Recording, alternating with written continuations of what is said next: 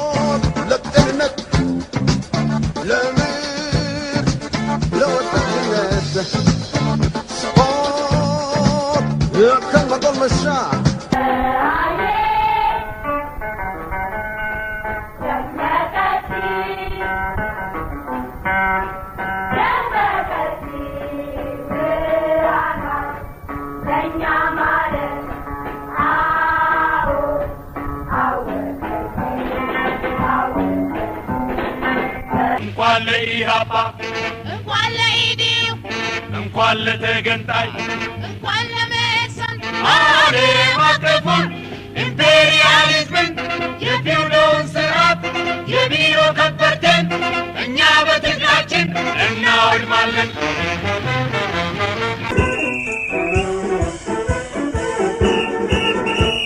አገሬ ኢትዮጵያ የሻይ ቤት የጌጥ ቤት ሆነች እንዳትቀሪ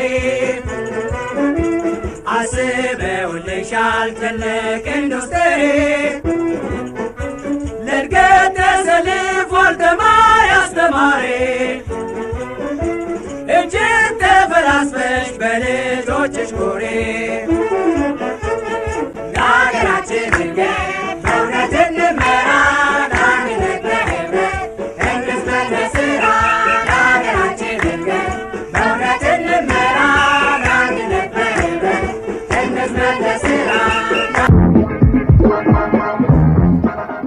አናድዶትም የሚለው ዝግጅታችን ዛሬ ቀርባ ሳይሆን እና ሳዲያስ በአድማጭ ዘንድ ተወዳጅነት አለው አሉ እኮ ምን ላድርግ ብናቀርበው ጥሩ ነበር ለማለት ነው። አያስደስቶትም መቼም ባፋ አይቀርም ማቅረብ ይቻላል።